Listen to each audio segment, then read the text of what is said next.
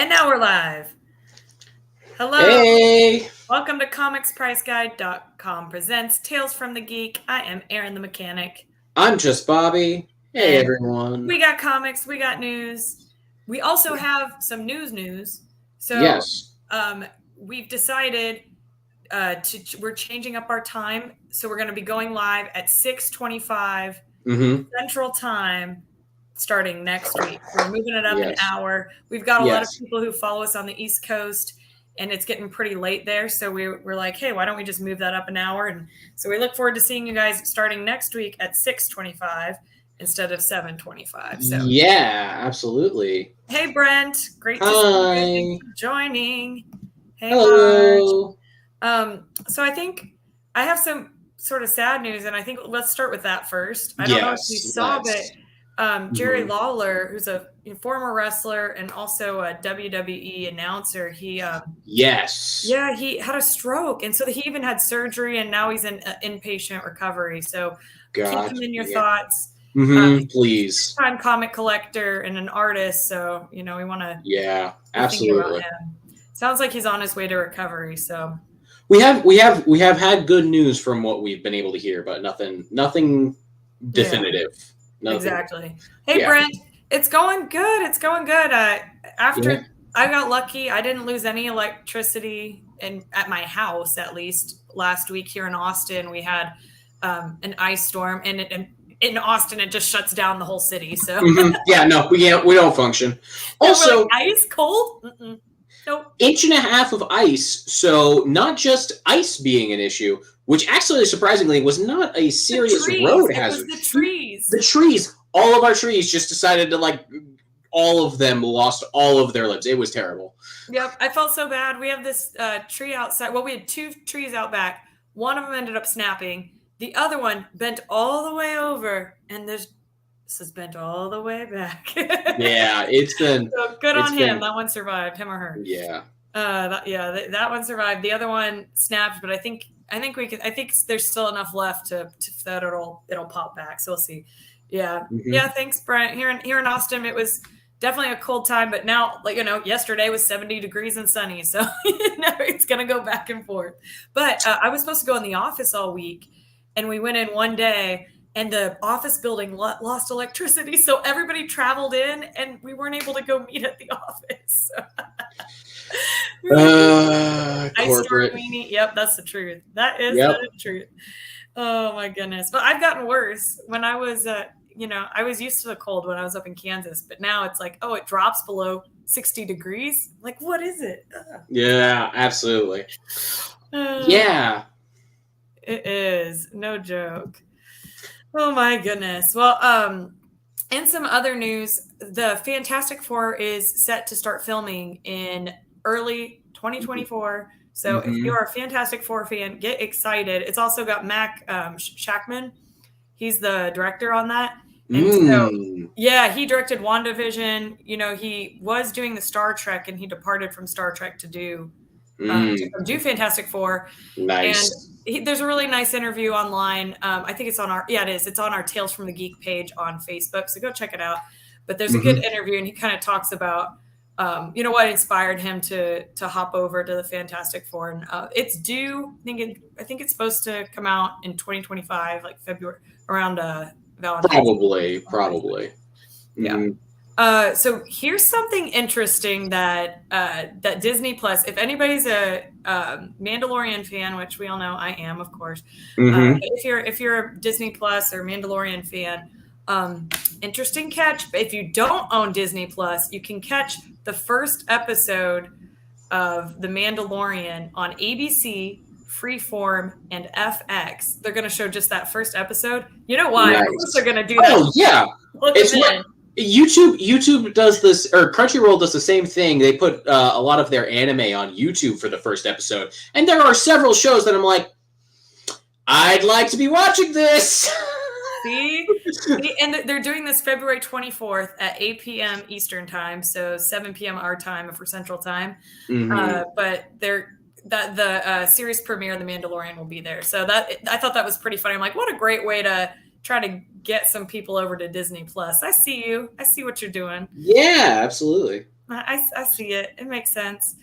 Oh, if you're into The Last of Us, which I started watching that show. I believe it or not, I haven't played the game, and now I want to play the game. I got halfway through the game and said, I'm too sad. I don't need to continue. And I'm told Last of Us 2 is even worse. So, no. If you guys wondered, when did my horror video game system, come into play? Last of Us was probably the last what could be considered a horror game I played. I was surprised you even said you started to play some of it. Oh, wait, look, Brent says... I was going to ask you where you were, Brent. He's in Vancouver. That makes rain and sunshine. Yeah, it's very weird there. Very, very weird. That's funny. That makes sense. So I realized why now, Bobby, because Last of Us was before I played on a PlayStation. I was Xbox. And I was like, why didn't I ever get into The Last of Us? Everyone says I should. I'm like, oh, I didn't. You didn't have a system. You didn't have the system. Yeah, I've never played seriously any of the Halo games. For the same reason. I've never gotten on the Xbox side, so yeah. Yeah. So that was funny. So anyway, now I just really want to get it and play because I've watched the first few episodes and holy moly. Oh yeah. Hey, we're talking about The Last of Us. I didn't know if you've seen any of the show on HBO Max, but holy moly. Oh, but main piece of news for that is the next episode is going to release on Friday instead of Sunday. Because of the Super Bowl. So, absolutely. Way to think about that, HBO, of course. Way to be smart. Yep. Yeah. Brent says, I don't have a game system. Fair. That's fair. Yeah. Voodoo. So good. I know, Voodoo. I was just saying I haven't played Last of Us. And so I'm like, now I need to go play that. We have a PS5 now, so I should just buy the and now's a great time because they recently rebooted it, or remastered. They either recently released or will soon release the remastered edition. They did. It was in October, August. Was it? I missed. Yeah. Recent. Not too bad. Yeah. Tails, you'll have to tell us, or Rick, you'll have to tell us what Yellowstone news is. I didn't see that. We didn't hear anything, unfortunately. I missed that one. Last but not least, I did finally finish Andor, and holy moly, that was great. So looking forward to it. Oh, Voodoo, you haven't played the game? Yeah. Oh, that's a good idea. That's an interesting, because they are following the story so far. Because even though I never finished playing it, I did, You played the beginning, so you should know. I played the beginning, and I know what what the current episodes have gone through, and they're accurate, or generally accurate. And, I Wikipedia'd the rest of the story because I couldn't be done. Yeah, I think that's a good idea. Maybe I'll do that, Voodoo, because then I can watch the show, and feel very happy about where it is, even if it differs from the game, and then go back and play it because you want more. So that could be good. Costner is causing lots of problems with filming the last 8 episodes of season 5 of Yellowstone. Oh no. I did not hear that. That's crazy. Gotcha. Yikes. Wonder what that's about. Kevin Costner, what you doing? That's the news I've got this week. Bobby, you got some don't forget. Like, comment, and share. You got it. You beat me to it. You got it. I can't help it. Sometimes I just get excited. Rick said, evidently this has been an ongoing problem and looks like it may end at the end of season 5. Oh, wow. Yeah, now that's crazy because it is great reviews and everyone loves this show, but if they, yeah, if you can't get your actors to stick together, that's what happened to Castle. Is I don't know if it was actual behind the scenes drama or what, but Stan Akatic was I'm done with the show after the end of the season.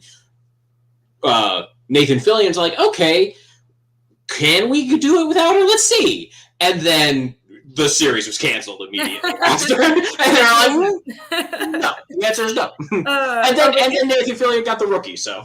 Yeah. Well, if you're into apocalyptic or zombie or those kind of things, definitely check out The Last of Us. Even if you're not into video games, it's a good series, like a standalone TV show. So yeah, everyone's loving it. I won't rant about The Witcher again, so I'll let you do your comics. Okay, sounds like a good plan. Though if you wanted hilarity just for amusement's sake, Fortnite currently has Geralt as an earnable skin right now. in game. It like dropped today. I've been playing. Wow, I did not know that. Yeah, it's very silly. I'm having a lot of fun. But anyways, our first issue of Bishop War College. This is a new series coming out of Marvel, as you can clearly see. But yeah, give me half a second. Let me pull up the background again. Yes. Okay. So Bishop has decided that he is going to train a new group of people so that he's got a new team to protect Krakoa. Now, interestingly, that's Armor Surge, Cam Long, Aura Charles, and Amass. And I don't know, like, how they're what's going to happen, or what's the justification, or, is this just pandering, whatever. But this is an all-black team, which is very, like, not actually been done in X-Men, which is weird. There we go. But also kind of, like, makes sense, because X-Men's always been like, yeah, no, we're all together mutants, so they didn't want to put that particular thing into it at the same time. But whatevs. The X-Men are interesting. But yeah, no, we're getting Jay Holtham, who wrote Cloak and Dagger and Jessica Jones, to join to do the writing on this one. So this will be interesting. Yeah. So we'll see where that goes. And I just kind of like how they all are done as the original X-Men in their costumes, even though they're clearly not. I like it. It amuses me. Next up, we've got Red Goblin. Yeah, if you've never messed with Red Goblin before, this is a new one, but it's basically an Osborn, one of the Goblin Osborns, with a symbiote, because that's not something we didn't need. Anyways, Norman Osborn, Norman's most consistently evil son, has his own symbiote, and now he's gonna, fulfill his destiny as an Osborn, or will he finally make a difference for the better with it? Questionable at best. Questionable at best, absolutely. And then next up, we have Storm and the Brotherhood of Mutants. If you did not know, X-Men has been going through a future event called the Sinister Age, which is a bunch of Mr. Sinister controlling X-Men through DNA shenanigans, and it's all set 10 years in the future. 10 years from now, Mars has been destroyed, and Storm wants revenge, so she's putting a new brotherhood together to battle their way through hell to seek the greatest secret of the age. But are they fighting to save the world or end it, and who is the man called Ironfire? All of this has been very much future X-Men stuff, so sometimes this is like an intro to new characters that will come into mainline continuity, and sometimes we'll never see these people again. It just depends on how well they're taken. So we'll see how Sinister Age is taken. Alrighty, and then next up we have, coming out of Dark Horse Comics, Space Job. It's 5 long years of soul-crushing servitude as a chef's assistant. Danny Sheridan is getting his dream job in space as first officer aboard the SS George H.W. Bush. But his first day finds himself crashing back to reality. Nothing seems to be right. The crew is not so great, and something is going on, and he is going to get to the bottom of it. Reminds me of Space Force. I know, right? Yeah, kind of. Yeah, I'm wondering if that might be what they're trying to reference. And then I think you might appreciate this. Yes, I will. Yes. So it is a new series from Jody Hauser. She is writing an anthology series, kind of weaving its way into the larger tapestry of the standard show. Woohoo. So other weird stuff happens inside Hawkins because, they don't need 5 monsters. They need many more than that. Hawkins is not Sunnydale. Where is the explanation for this? I'm sure there is one. Look, they're not on top of a hell. I don't understand. But it's the fall of '83. Nothing is safe, and 2 friends head out into the woods with rifles and a 6-pack, and they find themselves being hunted by a nightmarish beast. So yeah. We're seeing how that's going to go. Me too. You see Voodoo's comment? Yeah, I did. That's pretty good. Hear the theme song, right? Yeah, that amuses me. All right, next up we have Northern Blood. Basically, it's Skyrim Draugrs versus Nazis, and I like it. That's really all you need to know. Yeah, it's Nazis have stolen an ancient Viking treasure. A GI Joe finds himself in the middle, and suddenly the undead Viking warrior gets up and starts to chase down the zombie apocalypse. Or chase down the Ned and Jimbo from South Park, just drinking in the woods. Absolutely, Chad. Yeah, it's silly, but I'm kind of excited to see where this might go. Yep. Yeah. Then we have Monarch coming out of Image Comics. Monarch is the tale of a orphan in Compton who's not had a great time, and he's generally being hunted by gang members in Compton area. But suddenly, today is the day that the aliens will make first contact on Earth, and it spells doom for us. Death, devastation, and mayhem. Can a teenage boy rise to protect his surrogate friends and family? Or will he die trying? It's being written by Rodney Barnes, who wrote Philadelphia, and he's the producer of Winning Time. So, yeah. Is this a mature title? It doesn't say it is, but I imagine it will be. I'm like, we'll see. We'll see. Well, here's the thing. They're kids. Even though, I can't say if it's going to be a mature title and have the main characters be children. It's hard to say. You just never know. It's really, you never. Said it's the reverse of Dead Snow on the last book. That makes perfect sense. Yes, it is. Next up, also coming out of Blood Moon Comics, who is the same people who did Northern Blood. We have Stray Sheep. Stray Sheep is, from the artist of Cover the Dead with Lime. It's a psychological horror. Coulson has lost both the love of his life and his unborn child, with nothing left to go on. He ponders if it's best to just end it all. But that's when he receives an invitation to participate in a series of dangerous live-or-die underground games sponsored by the Mafia.